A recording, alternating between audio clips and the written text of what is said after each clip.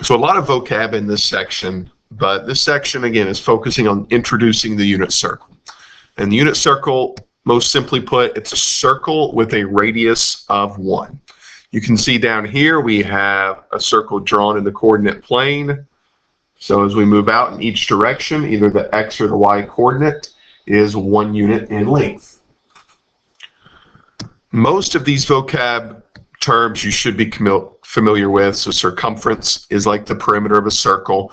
This formula is going to play a big role in the discussion on degrees and radians here in just a second. The central angle. So to give an idea of what the central angle is here, central angle is any angle with a vertex at the center that intercepts the circle at its 2 endpoints. So right here, this central angle is roughly 50 degrees. And then we're going to see all sorts of different central angles with unit circle. So you can see a central angle that's much bigger. That's bigger than 90. That's bigger than 180. In this case, this angle right here, just rough guess, would be about 125 degrees to be the measure of that central angle. But the key is the vertex is at the center. Of course, we know what a degree is. A degree is the measurement that we've been using the most in geometry and here in the early parts of trig. Degrees typically go from 0 to 360. Of course, it can go more than 360, but that's more than a full circle of revolution. Intercepted arc. The intercepted arc is related to the central angle. So we go back to our last example of 125 degree central angle.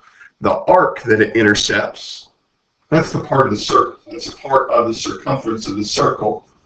And this arc, if it's a central angle of 125 degrees, so is the measure of that arc.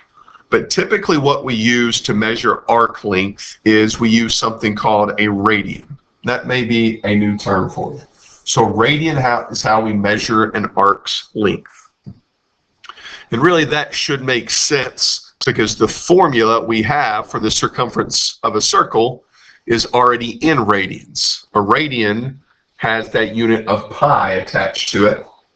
And of course, for this particular circle, this circle is, if we measured it in degrees, it's 360 degrees. Well, if we measure it in radians, then it would be exactly 2 pi radians. To measure it in radians, yeah, we're using this formula right here. We know the radius is 1 for this circle since it's the unit circle. So measured in radians is 2 pi. So 360 degrees is actually equivalent to 2 pi radians. A degree is really just a man-made, a made-up measurement. A radian is a factual measurement because this circle is going to be exactly, if you actually pulled it out and stretched it out and actually measured it, if it had a radius of 1, it would be 2 pi radians, roughly 6.28 units long. So we're going to use this idea right here to determine our radian to degree conversion formula. We know that 360 degrees is equivalent to 2 pi radians. And if we reduce that fraction, it would reduce to 180 over pi radians. So we have 2 formulas. So if they give us a measurement in radians and we want to convert it to degrees, we are going to take whatever that radian is, let's just call it x, and instead of the degree symbol, we're going to say radians. And then we're going to multiply that by 180 over pi. So that's how we convert radians to degrees. And then to go the other direction, so let's say they give us a measurement in degrees. So there's a symbol for degrees. We're going to multiply that by pi over 180. So 2 very simple formulas, and then we'll explore exactly how they work here by filling in our first unit circle. So here we're going to convert each degree measure. We're pretty familiar with the degree measures of a circle. And notice how we have increments of 30, 45, 60, 90 degrees straight up top. And then 120 is found by just taking 90 plus that first angle measurement. So the second quadrant angle measurements are just multiples of 30, 45, and 60. 135 comes from 90 plus 45. 150 comes from 90 plus 60. And it's that way all the way around the unit circle. So in quadrant 3, 210, 225, and 240 are just multiples of 30, 45, and 60. And the same goes for the fourth quadrant. So that's how we get the degree measurements. More importantly, let's get the radian measurements here. So we're going to use the formula to convert degrees to radians. So up here in the red box. So our first degree is 30 degrees.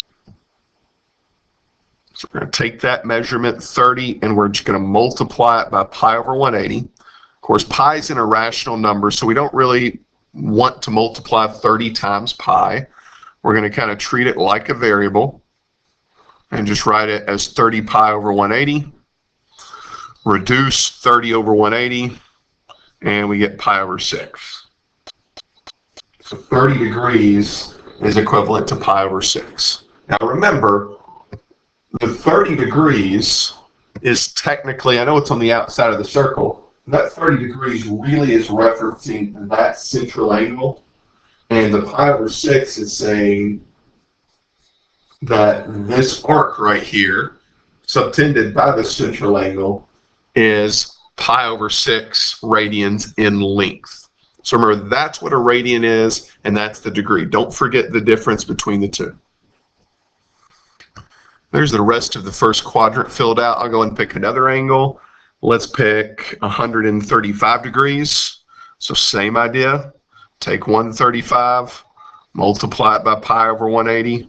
It's literally the exact same process.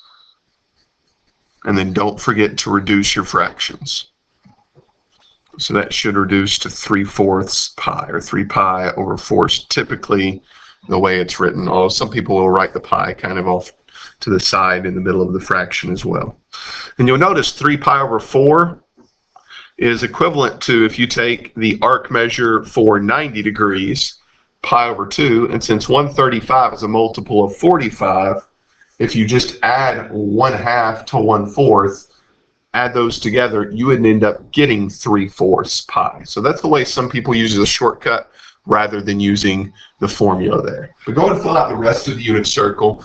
I'm going to go ahead and put the rest of the answers up here in just a second.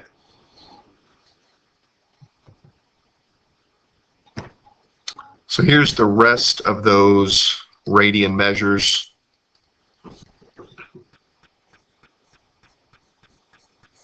And then let's talk about how we convert the other way real quickly. So here we are given some radians. So we need to go the other direction. We need to multiply the radian to convert to degrees. We're going to multiply that radian measure times pi over 180. And you'll find some shortcuts as you go through, but if you multiply the tops, multiply the bottoms, and the pi's will always cancel out. So pi radians, this may be one you already knew from the unit circle, is equivalent to 180 degrees. So right now we're just practicing converting from one form to the other.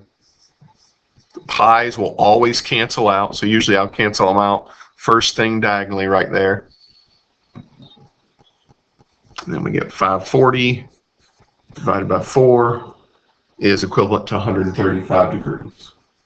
Go ahead and practice the rest of these, and I'll put the answers up in just a few seconds.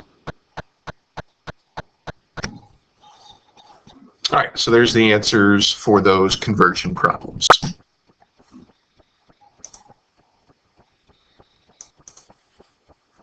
right, then here's just some general practice problems. This one says in which quadrant, so that means the answer is going to be quadrant 1, 2, 3, or 4.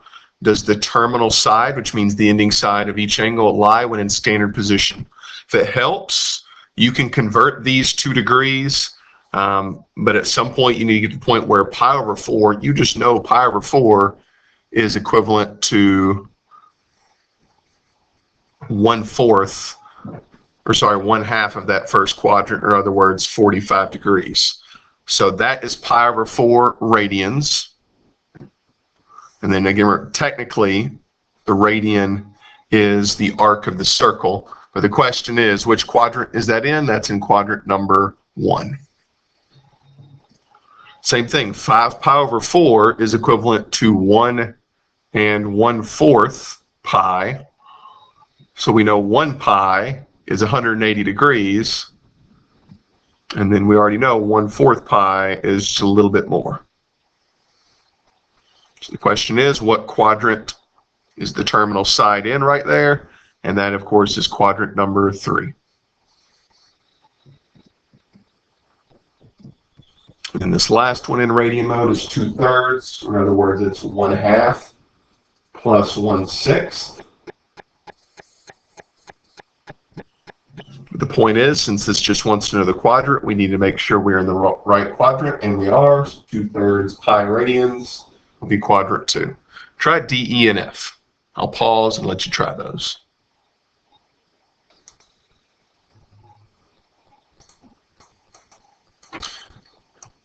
Letter D, negative 55 degrees. My pen tool has stopped working, but letter D should be quadrant number 4. Letter E, 100 degrees, should be quadrant number 2. It's going to be right here, the terminal side. And then negative 200 is also going to be in quadrant 2 because we're coming from the other direction. So negative 200 would be right there.